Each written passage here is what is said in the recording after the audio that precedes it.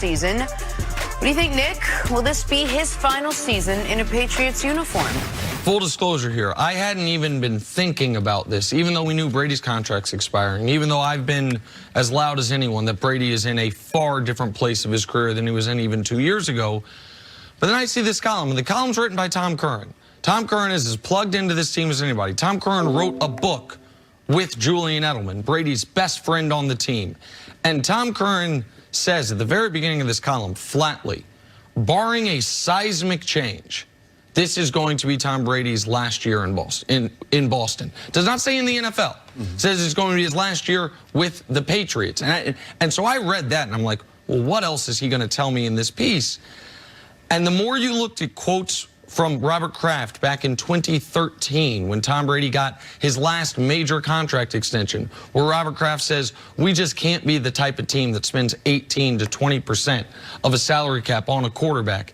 And that was, you know, when Tom Brady was still in the prime of his career. And then you remember what happened this offseason, Canty. This offseason, Tom Brady's 3 previous years, here's what he had done.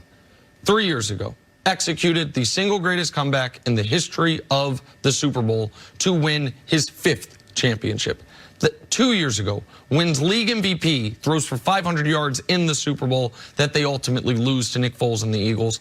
Last year, he goes toe-to-toe with Patrick Mahomes, even though he didn't play great in the AFC Championship game. They go on the road, win that game, win their 6th Super Bowl. And this offseason, not only did he have to sing for his supper for a contract extension, he sang for it. Said to the media, you guys think I deserve one? Ask Mr. Kraft, do a poll. And didn't get it. If Bill Belichick was not comfortable giving Tom Brady a contract extension and refused to, even though Brady wanted one, after those last 3 years, the hell is he going to do this year when they don't win the Super Bowl, when they don't make the Super Bowl, when Brady is having the worst year he has had arguably of his career, inarguably of the last 15 years? So I read this column and I said, could Tom Brady have 20 quarters left as a Patriot quarterback? The 4 regular season games? And if I'm right and they're going to lose either to Houston or Baltimore or Kansas City, whoever they play in the divisional playoff game, yeah, he could. And I don't think that means he's got 20 quarters left in the NFL, because he does not want to hang it up. And there are going to be plenty of teams that would love to have even a 43-year-old Tom Brady. But the column is persuasive, and the history is persuasive, that unless they go on a, what I would consider very unlikely Super Bowl run, I do think this is his last year in New England. Well, here's the thing. I understand all the points that you're trying to make, but I don't understand why everybody wants to bury Tom Brady and the Patriots with this situation. They're a double-digit win team already through the first 12 games, and they're in the driver's seat to have a top seed in the AFC, either 1 or 2, just depending how things shake out the rest of the way with the Baltimore Ravens. But, I mean, they got this game coming up against the Kansas City Chiefs, and then guess what? Their next 3 opponents, you're talking about the Buffalo Bills, Cincinnati Bengals, and Miami Dolphins. Well, the Bills are tough now. But the Bills are tough, but the Bills got to go to Foxborough. And so I just have a hard time seeing Josh Allen be able to beat Tom Brady in Foxborough, knowing what's at stake. And the Patriots value having that first-round bye in the postseason. So if we're talking about the Patriots being one of 8 teams competing for the championships once we get to January football, then, yeah, I think they got a pretty good chance of making their 9th straight AFC championship game. And if that's the position they're going to be in, I have a hard time betting against them not to make it back to the Super Bowl. But based on what I've seen on the offensive end, you have to be a little bit concerned about the Patriots, because usually by this time of year, we figured out what kind of identity they need to be in order to win football games. We saw that at the end of last year when they turned into a 2-back running game with Rob Gronkowski as an in-line blocker at the tight end spot. So I haven't seen any semblance of what they're going to be in terms of being able to consistently move the ball on the offensive side. And you have to be a little bit concerned of the optics you saw on that Sunday night game with Brady screaming at his receivers. Well, I'm really glad you bring that up, because, by the way, if they make the Super Bowl, I agree with you, he'll be back. I think if they make the Super Bowl, he'll be back, because that's, even by Patriot standards, it's a hugely successful season. I don't think you have to win it. But let's just assume, for the sake of argument, because I don't think you would dismiss as an impossibility that if they play Houston again in the first round of the playoffs, that they lose. If Baltimore all of a sudden somehow falls to the 3 line, Baltimore gets them, but whatever. Let's just say they have a disappointing run in this year's postseason pre-Super Bowl.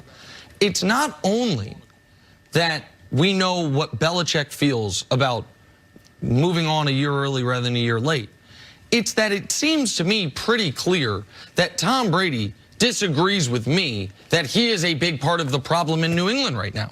That Tom Brady, I would imagine, feels let down by the lack of weapons, frustrated by that he has to get with these rookies and young guys and that the timing routes aren't there, that they didn't replace Gronk, that they never adequately replace Brandon Cooks, who they traded for, got him for 1 year, moved him out, and since then tried to replace him. Josh Gordon, gone. Antonio Brown, gone.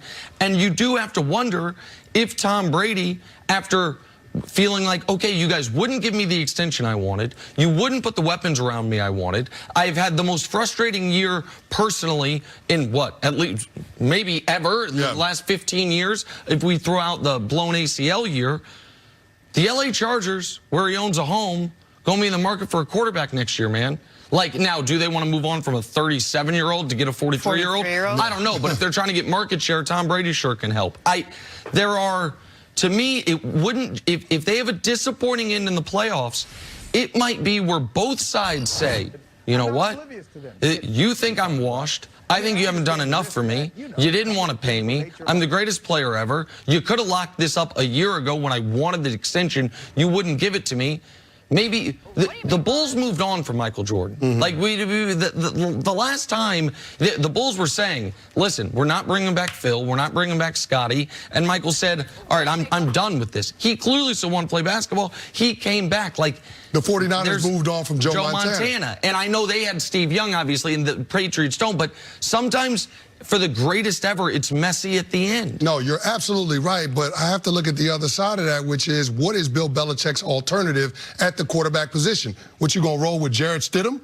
I mean, they don't have somebody that they've been grooming, somebody that's been waiting in the wing. It was Jimmy Garoppolo, but we see Tom Brady went over Bill Belichick's head to Robert Kraft and forced that trade. So it's a situation right now, you're as loyal as your options. I don't think Bill Belichick and the Patriots are going to have many options in terms of replacing a player like Tom Brady and then being able to keep it pushing in terms of competing for championships. Real hard, though, to picture Tom Brady in a uniform that isn't a Patriots uniform. Can I give you a make-believe scenario where everyone wins? Go. Trade Tom Brady and Josh McDaniels for Dak Prescott.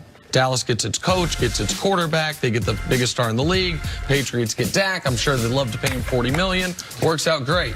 That's a great I think we'd rename this show First Things First on the Cowboys if the Cowboys had right. I really think that's what would happen. Got to take a break. Coming up. Should all the people betting the Cowboys this year? And I think the beauty in seeing the chemistry of the team and the personality of the team has been the response from those guys. That it hasn't been and worrying about their own stats or ego. It's been an embracing of the challenge and of the responsibility. And I think with that responsibility comes a lot of accountability as well. And I think guys have embraced their roles, and it's collectively made us a lot tighter group and a better team. How about this, Nick? Even Aaron Rodgers looks better without a mustache. Okay? Okay. Win or lose. You think the Packers, Nick, need more from Aaron Rodgers if they do want to make a Super Bowl run? More out of him than what you've seen this year? I do. And this was the team I picked to go to the Super Bowl. This is the team you picked to go to the Super Bowl. And I don't know about you, Kenny, but at least I think I actually do know. The math was they're going to be better coached this year, at least less drama surrounding the coach-quarterback relationship. They brought in some defensive talent in Za'Darius and Preston Smith. They are going to be less reliant on Aaron Rodgers just making miracles week in, week out. But when need be, he'll still be able to make those miracles. That when need be, at the final month of the season and into the playoffs, Aaron Rodgers will reassert himself as one of, if not the most talented player in the whole league.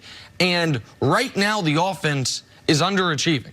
I think it's fair to say. Now, the team's not underachieving at 9-3, and given their schedule, it really does have 13-3 written all over it. The only game they'll be an underdog in the rest of the way is at Minnesota. They've already beaten Minnesota. So I think 12-4 is their basement, and 13-3 is realistic. But they're 17th in the NFL in yards per play. They're 14th in passing offense. They're 21st in third down offense.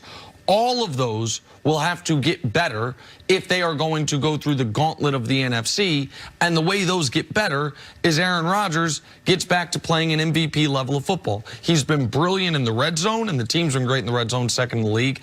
And he's been brilliant on not turning the ball over, second in the league in fewest turnovers on offense. So in that regard, that's kind of helped their otherwise mediocre offensive statistics.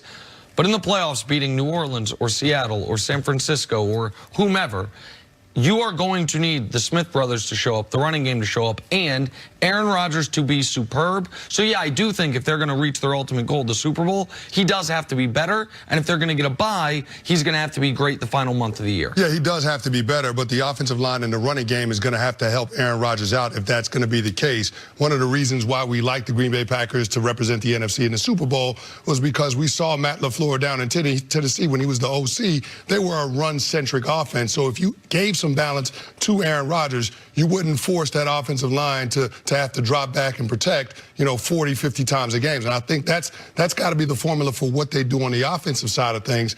Defensively, the Packers have got to be better. They have to be better, and it starts with being able to stop the run. Zadarius Smith and Preston Smith, we know they can both get after it, combined 20.5 sacks. But I just look at this in terms of earning the right to rush the